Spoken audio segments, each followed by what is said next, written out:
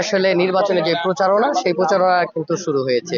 মুন্সিগঞ্জ ২ আসনে হাতপাখা ইসলামী আন্দোলন বাংলাদেশের যে প্রার্থী রয়েছেন কে এম বিল্লাল, তিনি কিন্তু আজ লৌহজং উপজেলার মালিয়ঙ্ক বাজার থেকে তার প্রচারণা শুরু করেছেন। আমরা দেখতে পাচ্ছি এই কে এম বিল্লাল তিনি কিন্তু হাতপাখা প্রতীকে লড়বেন এই মুন্সিগঞ্জ ২ আসন থেকে।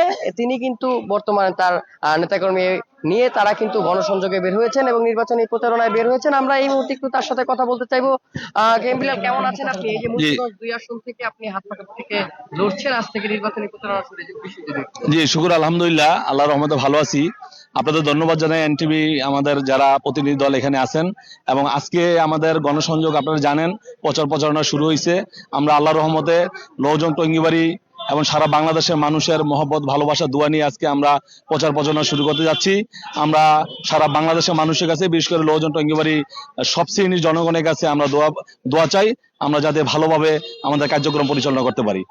আচ্ছা, আপনার এই মুন্সিগঞ্জ ২ আসনে যে জামাতে ইসলামের যে প্রার্থী ছিল তিনি কিন্তু আসলে নেই, জোটের প্রার্থী রয়েছে, সেখানে ইসলামী দল হিসেবে শুধু আপনারাই আছেন। এই বিষয়ে আপনারা কতটা জয়ের বিষয়ে আশাবাদী? আলহামদুলিল্লাহ, আসলে ইসলাম দেশ মানবতা, ইসলামী আন্দোলন বাংলাদেশ হাতপাখা আপনারা জানেন ৩৮ বছর পার হয়ে যাচ্ছে। ১৯২৭ সালে জন্মগ্রহণ করছে। এই পর্যন্ত আল্লাহর ফজল কর্মে ইসলাম দেশ মানবতার জন্য আমরা সবসময় জীবন দিছি, লড়াই দিছি, যুদ্ধ করছি, মাঠে ময়দানে ছিলাম। আমরা কখনো ইসলাম দেশ মানবতা বিক্রি করে ক্ষমতার রাজনীতি করি না।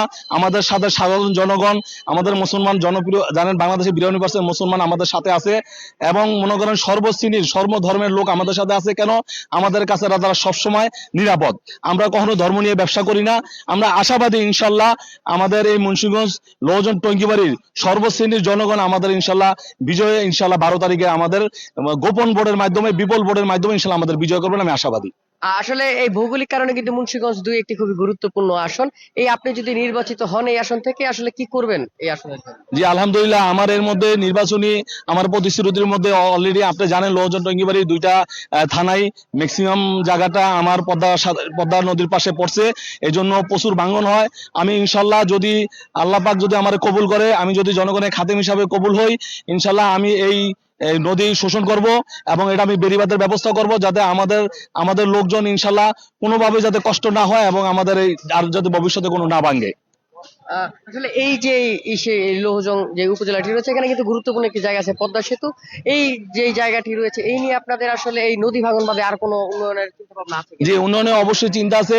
আপনারা জানেন অনেকগুলো ব্রিজ আমাদের এখনো এই ২ আসনে হয় নাই। এই ব্রিজগুলো আমি লিস্টেড করছি। এগুলার কারণে আমাদের ঘন্টার পর ঘন্টার যানজটে বসে থাকতে হয়। যেমন টঙ্গিবাড়ি একটা, বেতকা কুন্ডিবাড়ি ব্রিজ একটা, আমাদের এখানে ২-৩টা ব্রিজ আছে লৌহজনের মেইন রোডের মধ্যে।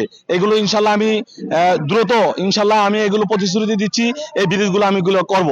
এবং আমাদের আজকে দেখছেন যেই পরিমাণ রোডে জ্যাম হয়, এই যানজটকে নিরসন করার জন্য আমি ব্যাপকভাবে আমার প্রস্তুতি আছে, পরিকল্পনা আছে।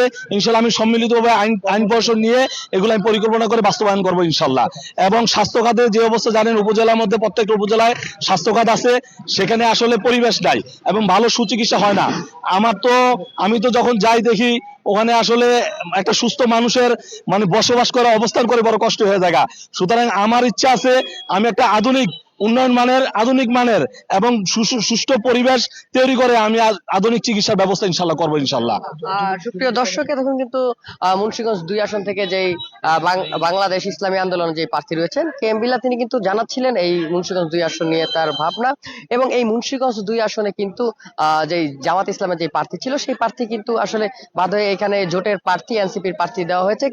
তবে এই আসনটিতে কিন্তু বর্তমানে ইসলামী দল হিসেবে শুধুমাত্র এই হাতপাখা আর এই প্রার্থী রয়েছেন। এদিক থেকে কিন্তু তারা আসলে অনেকটা আশাবাদী নির্বাচিত হওয়ার ক্ষেত্রে। এবং তিনি কিন্তু আমাদের জানাচ্ছিলেন এই মুন্সিগঞ্জ ২ আসনের সমস্যা নিয়ে, এবং এই তিনি যদি নির্বাচিত হতে পারেন হাত পাখা প্রতীক নিয়ে, তিনি কিন্তু জানাচ্ছিলেন সেই আসন নিয়ে তার ভাবনা, কি উন্নয়ন করবেন।